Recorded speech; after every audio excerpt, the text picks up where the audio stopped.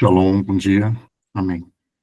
Hoje vamos ler 2 Reis, de 19 a 21, e o Salmo 90. 2 Reis 19.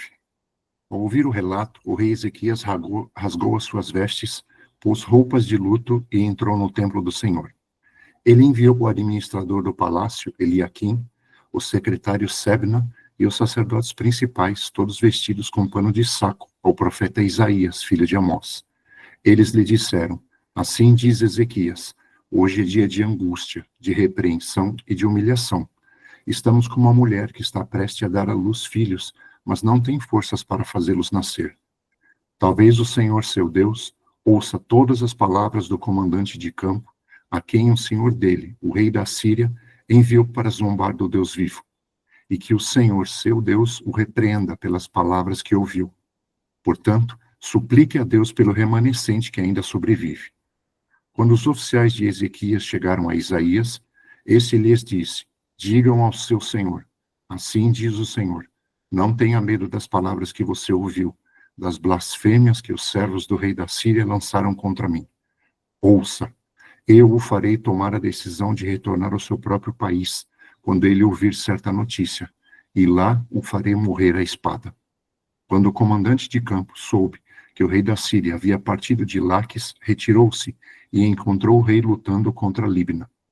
Ora, Senaqueribe fora informado de que Tiraca, rei etíope do Egito, estava vindo lutar contra ele, de modo que mandou novamente mensageiros a Ezequias com este recado: digam a Ezequias, rei de Judá, não deixe que o Deus no qual você confia o engane, quando diz: Jerusalém não cairá nas mãos do rei da Síria. Com certeza você ouviu o que os reis da Síria têm feito a todas as nações, como as destruíram por completo. E você haveria de livrar-se? Acaso os deuses das nações que foram destruídas por meus antepassados as livraram? Os deuses de Gozã, Arã, Rezefe e do povo de Éden, que estava em Telassar? Onde estão o rei de Amate, o rei de Arpade, o rei da cidade de Sevarfaim, de Rena ou de Iva? Ezequias recebeu a carta das mãos dos mensageiros e a leu. Então subiu ao templo do Senhor e estendeu-a perante o Senhor. E Ezequias orou ao Senhor: Senhor, Deus de Israel, que reina em teu trono entre os querubins, só tu és Deus sobre todos os reinos da terra. Tu criaste os céus e a terra. Dá ouvidos, Senhor, e vê. Ouve as palavras que Senaqueribe enviou para insultar o Deus vivo. É verdade, Senhor, que os reis assírios fizeram de todas essas nações e seus territórios um deserto. Atiraram os deuses delas no fogo e os destruíram, pois não eram deuses, eram apenas madeira e pedra moldadas por mãos humanas. Agora, Senhor nosso Deus, salva-nos das mãos dele, para que todos os reinos da terra saibam que só tu, Senhor, és Deus. Então Isaías, filho de Amós, enviou uma mensagem a Ezequias: assim diz o Senhor, o Deus de Israel, ouvi a sua oração acerca de Senaqueribe, o rei da Assíria. Esta é a palavra que o Senhor falou contra ele: a virgem, a filha de Sião, o despreza e zomba de você. A filha de Jerusalém meneia a cabeça enquanto você foge. De quem você zombou e contra quem blasfemou? Contra quem você levantou a voz e contra quem ergueu o seu olhar arrogante? Contra o Santo de Israel.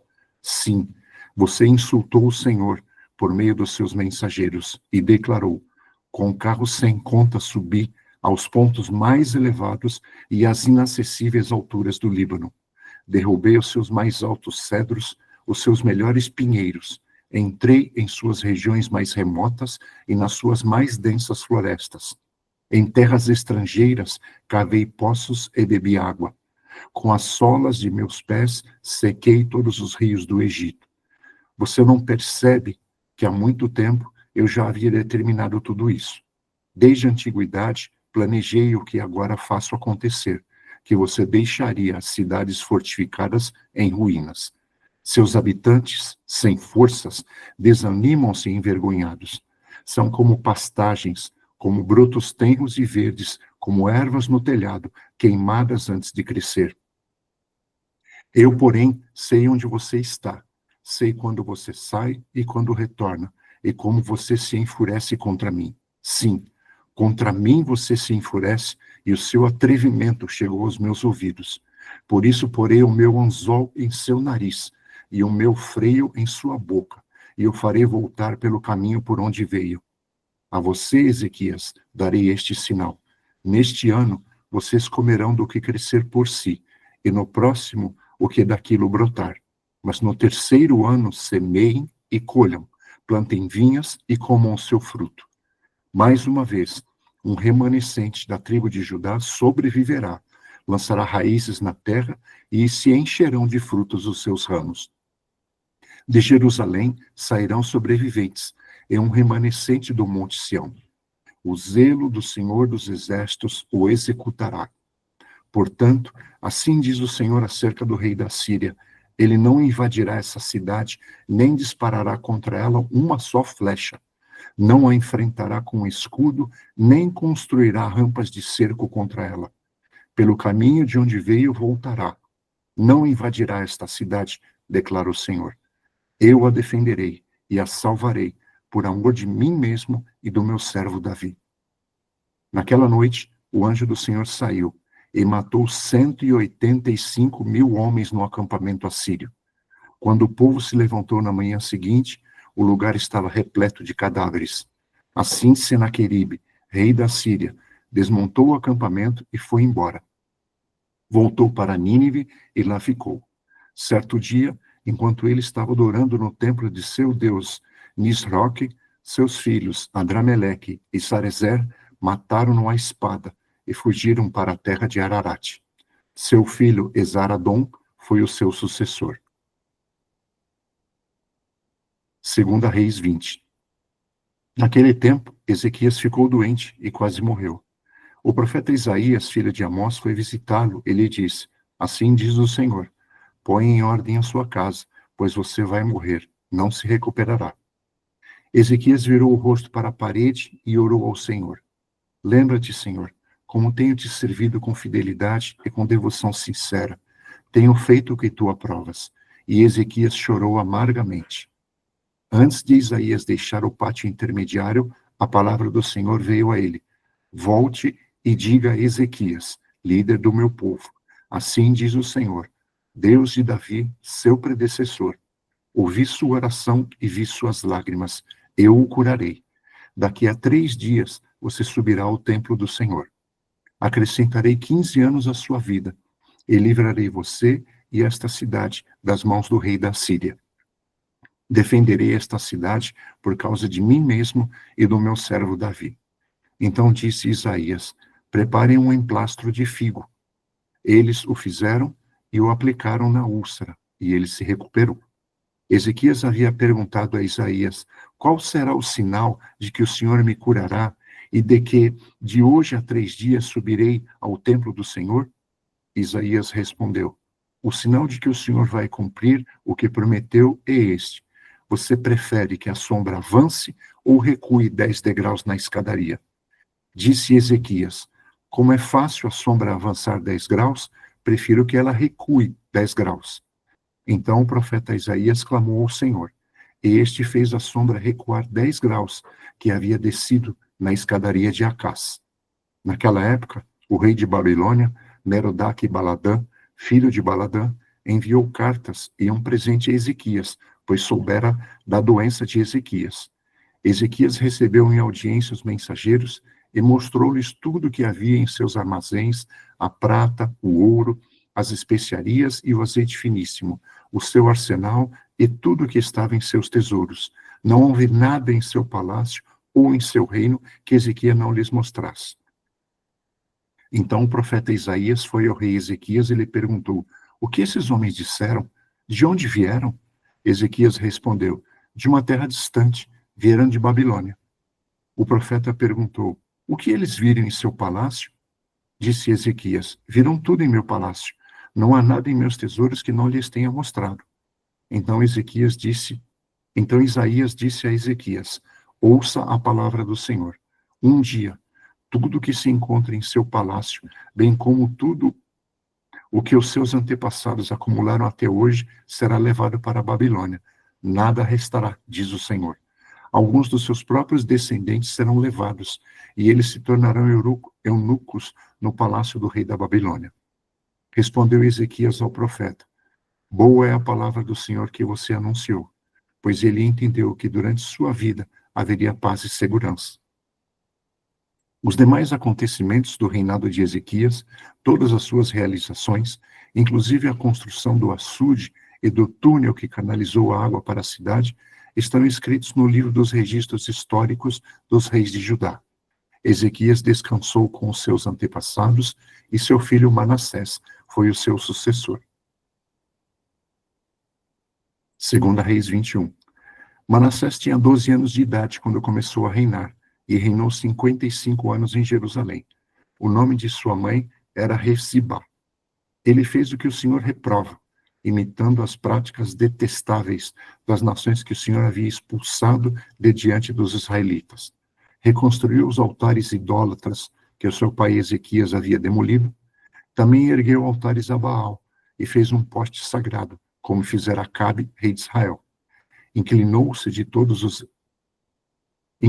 diante de todos os exércitos celestes e lhes prestou culto.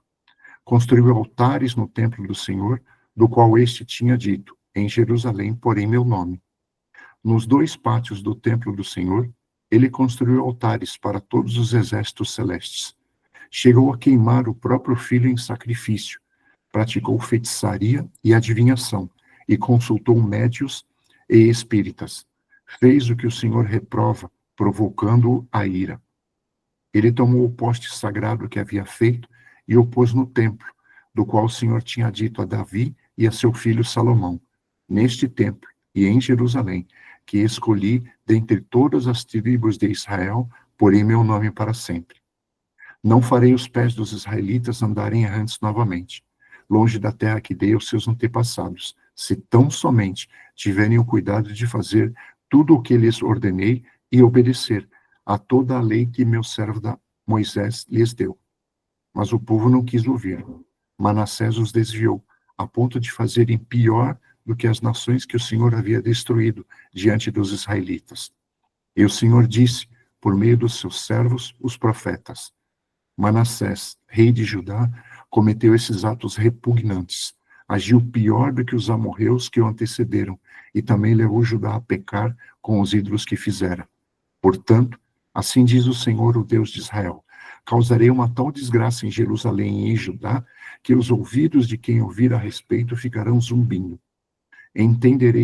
Estenderei sobre Jerusalém o fio de medir, utilizado contra Samaria, e o fio de prumo, usado contra a família de Acabe. Limparei Jerusalém como se lava um prato, lavando e virando-o de cabeça para baixo.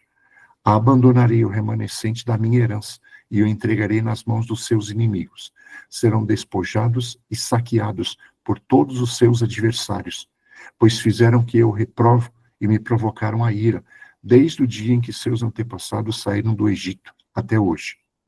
Manassés também derramou tanto sangue inocente que encheu Jerusalém de um lado ao outro.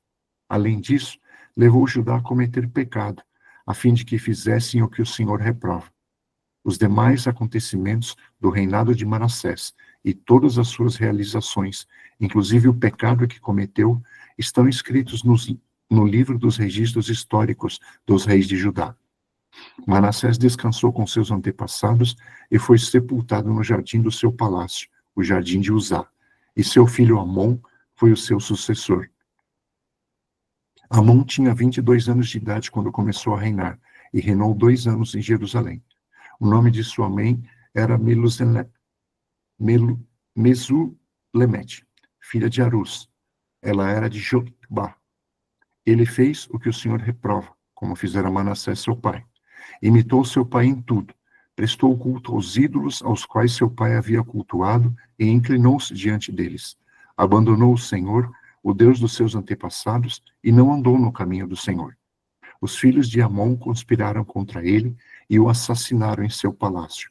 Mas o povo matou todos os que haviam conspirado contra o rei Amon, e a seu filho Josias proclamou rei em seu lugar.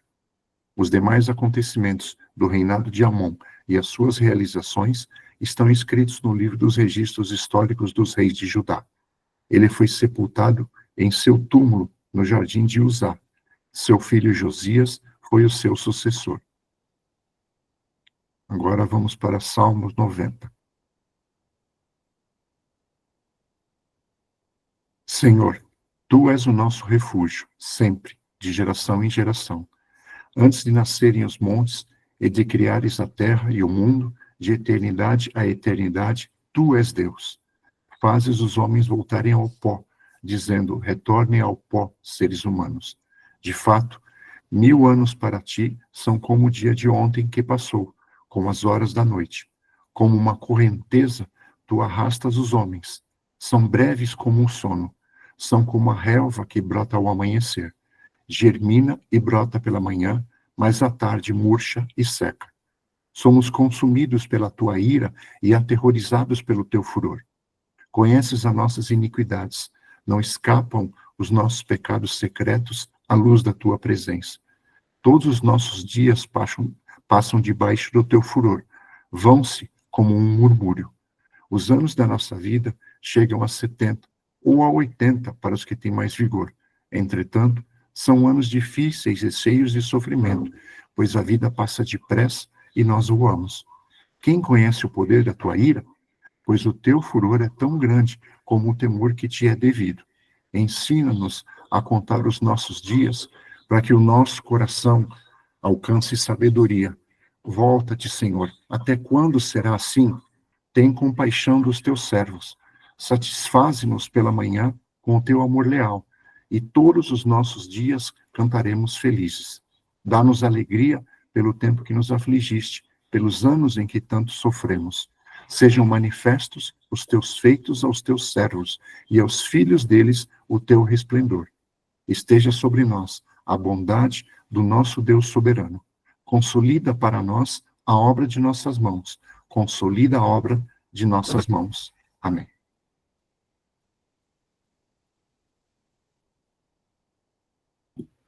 Amém, glória a Deus, querido apóstolo Cláudio, que porção, hein? Uau, de tirar o fôlego. E esse salmo, gente, que poderoso. Gente, uma coisa que eu sempre falo, no reino do Espírito nós somos nus, né? Não há nada que possa ser escondido diante do Senhor, Ele vê tudo, aquilo que é mais oculto, os nossos pensamentos. Nós estamos nus, literalmente, e esse é um salmo que tem muitas chaves para nós. Eu não vou ter tempo agora para poder meditar nele. Eu quero falar com vocês sobre a conquista, né, a vitória que o Senhor deu ali contra Senaqueribe. Mas é um salmo que vale a pena ler e reler. Muito tremendo, Salmo 90. Então, a gente está aqui no capítulo 19, Segunda Reis. A gente tem aqui a grande libertação, milagre, né? Aqui é um milagre que aconteceu, algo muito tremendo. Nós estamos aqui, nesse momento, num contexto em que Senaqueribe, quem era Senaqueribe? Ele era o rei da Assíria. Senaqueribe, ele tinha conquistado muitas cidades de Judá, né? Do reino de Judá. Que Jerusalém, que Israel e Judá estavam com os reinos divididos. E Judá tinha várias cidades, né? E Senaqueribe, ele tinha conquistado várias cidades de Judá. E agora ele estava querendo Jerusalém, ele estava cercando Jerusalém. E ele envia aqui uma carta, né, blasfema a Ezequias, ao rei Ezequias. E nessa carta ele zomba do Senhor. E ele fala, né, que nenhum Deus havia conseguido resistir o poder assírio, né? Por quê? Porque Deus era Deus de Judá, e eles tinham conquistado ali as cidades de Judá. Então ele estava achando que ele tinha conquistado ali o rei de Judá, que é o rei de Israel, né? Pelas vitórias ali que ele tinha conquistado. Mas acontece que Deus, ele está no controle de todas as coisas. E o que Deus permitiu era para, muitas vezes, ali, disciplinar o povo, né? Então, Deus usava povos de outras nações para disciplinar o povo de Israel. Ele permitia, muitas vezes, as guerras acontecer. Só que Senaqueribe, coitada, né? Ele achou que ele estava abafando, que ele estava ali derrotando o Deus de Israel, né? Então, a gente vê a oração de Ezequias. Ezequias, ele tem um modelo de oração aqui para nós, muito tremendo, muito extraordinário. Se falhar, gente, vocês me falam, tá? Por gentileza. Então, assim, a oração que Ezequias traz para nós, primeiramente, ele reconhece quem é Deus.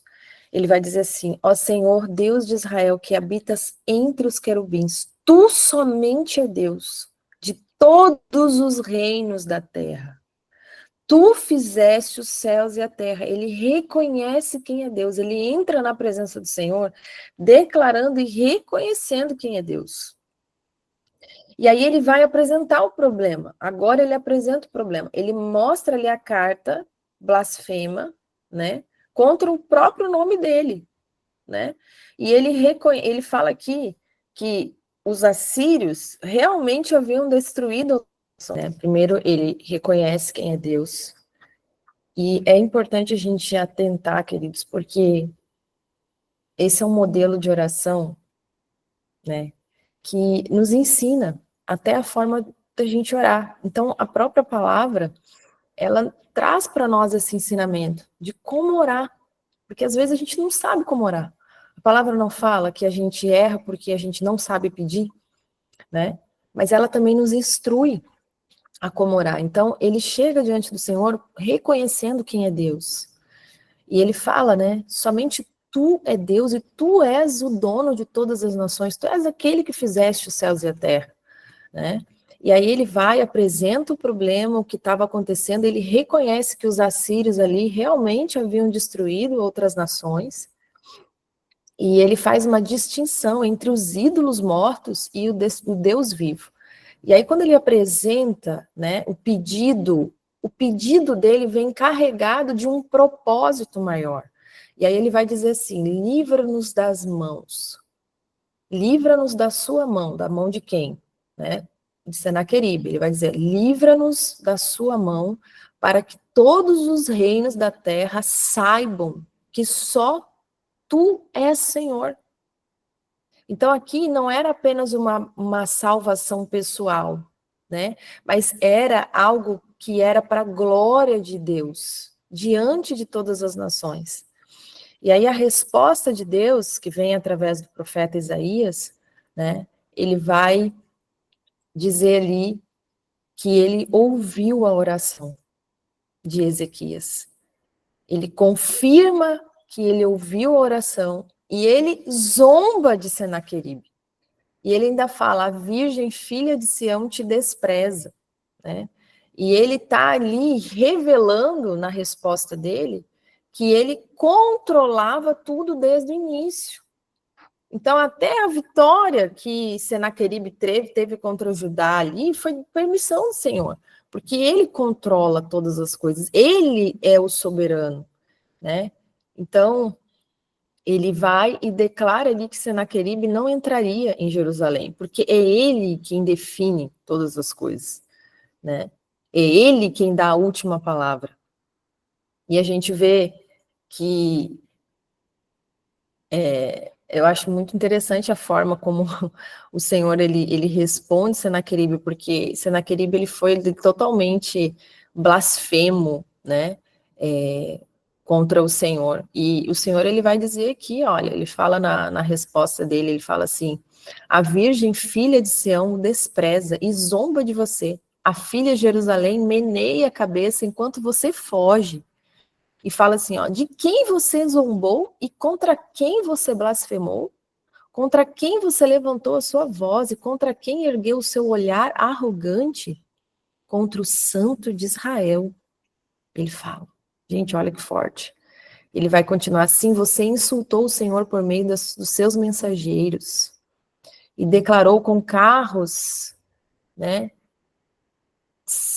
com carros sem conta subir, aos pontos mais elevados e inacessíveis das alturas do Líbano, né? Ele vai dizer ali que ele derrubou os mais altos cedros, né? E vai ali encher a boca para poder dizer tudo o que ele fez. E aí ele fala assim, ó, você não percebe que há muito tempo eu já havia determinado tudo isso? Desde a antiguidade eu planejei o que faço acontecer agora, né? Você deixaria cidades fortificadas em ruínas.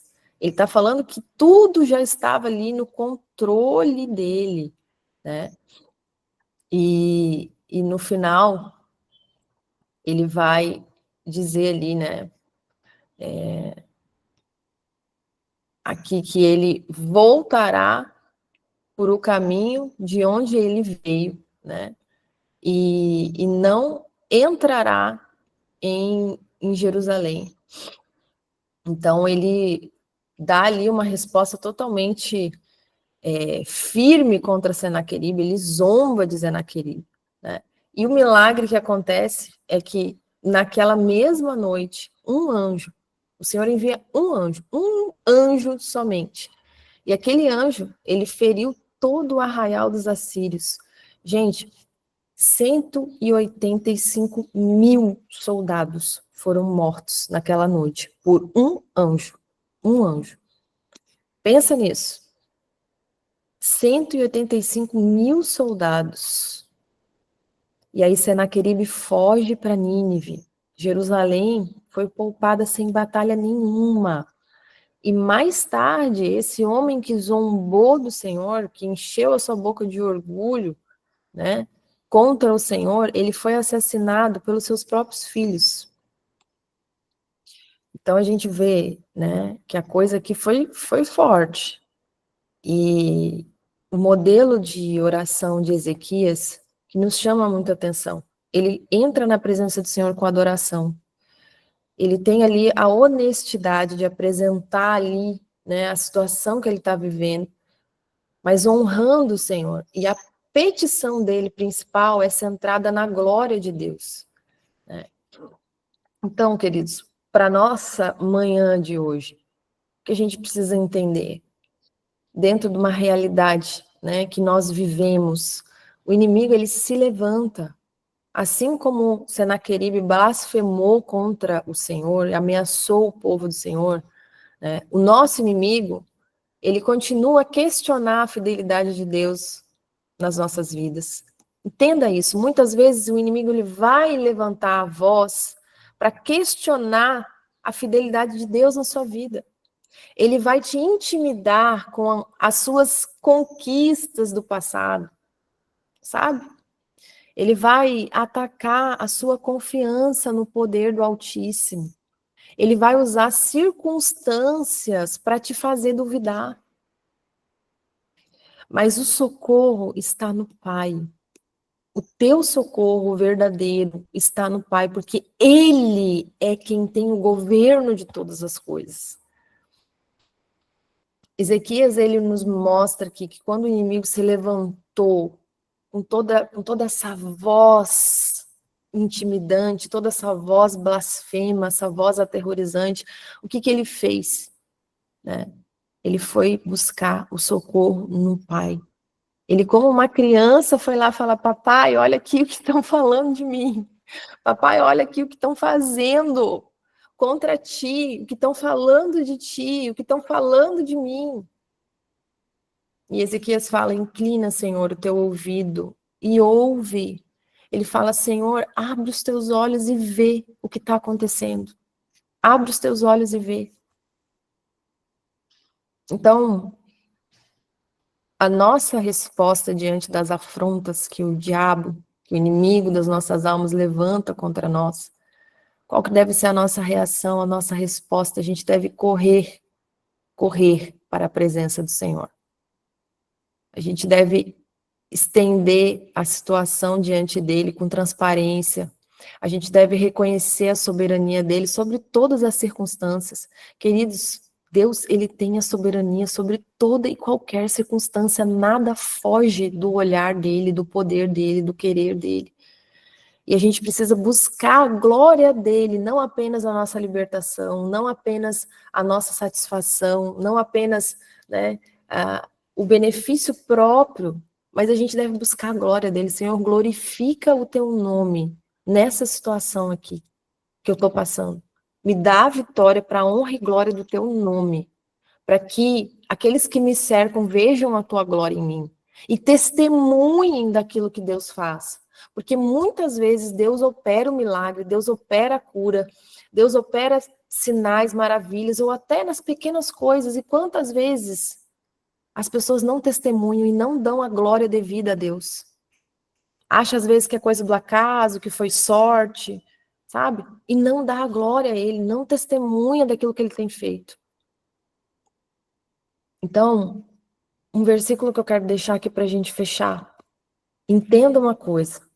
Se Deus é por nós, quem será contra nós? Romanos 8:31. Grava isso no teu coração nesta manhã. Se Deus é por nós, quem? Quem?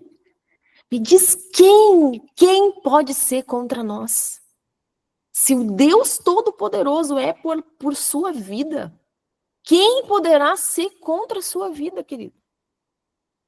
Grava isso no teu coração, Romanos 8:31. A defesa do Pai aqui nos mostra como ele age poderosamente. Um anjo, um anjo. Ele não mandou milícias, ele mandou um anjo que feriu 185 mil. 185 mil pessoas, gente. Isso aqui, basicamente, pensa numa quantidade. 185 mil. A gente vê ali que ele liberou estratégias sobrenaturais, confundiu ali o exército, né? O time de Deus ali foi naquela hora, foi à noite, foi na mesma noite, quer dizer, a vitória não demorou, não, foi naquela mesma noite, foi uma vitória completa, eles não precisaram lutar, eles não precisaram fazer nada, nada. Então, por mais que você esteja hoje passando suas guerras, leve ao Pai em oração. Saiba como orar, saiba como chegar na presença, a palavra te ensina. Declare a soberania do Senhor sobre toda e qualquer situação, confie no caráter de Deus, que é um caráter fiel, que é poderoso, que Ele te ama. Não deixe que o inimigo te intimide ou tente questionar a fidelidade de Deus sobre tua vida. Porque tudo que Ele fala é mentira, é falácia. E aguarde a intervenção do Senhor no tempo certo. Saiba que Ele não se atrasa. Deus não se atrasa. Ele vai agir no tempo certo, no momento certo. Tudo está sob o domínio dele. Tudo está sob o governo dele. Êxodo 14 vai dizer assim, ó, o Senhor pelejará por vós. O Senhor pelejará por vós. Aquieta-te. Aquieta-te, que Ele vai pelejar. Ele vai pelejar. Então, nosso Pai, Ele não pode só nos defender. Ele não apenas pode te defender, mas Ele já decidiu fazer isso. A vitória já está garantida sobre a tua vida, em nome de Yeshua HaMashiach, porque nele nós somos mais do que vencedores. Então, entenda isso. Ele é quem peleja por nós. Aqueles que buscam refúgio nele encontrarão. A sua oração hoje, né? Você orar hoje, encerrando aqui essa live, pode ser aqui o início do teu milagre nessa manhã. Chega diante dele, declara com coração sincero, saiba como pedir, porque o Senhor está atento a ouvir o teu clamor e agir em teu favor. Amém? O Deus que habita entre os querubins, ele continua sendo o mesmo que faz reis fugirem e exércitos serem desabados diante de uma única palavra sua. Olha a magnitude disso. Esse Deus poderoso que fez reis fugir, ó, Senaqueribe fugiu, o exército dele, ó, foi destruído. É esse Deus, ele continua sendo o mesmo. E basta uma palavra dele, para que tudo seja ordenado e alinhado segundo a sua vontade perfeita. E a vitória se estabeleça sobre a tua vida. Amém? Então entenda, ele já venceu por você. Ele já venceu por você. Que Deus te abençoe nessa manhã, nessa atmosfera, nessa frequência de glória, de vitória, de cuidado, de zelo, de amor de Deus para com a tua vida, em nome de Yeshua HaMashiach. Amém. Até amanhã, queridos. Bom dia. Shalom, shalom.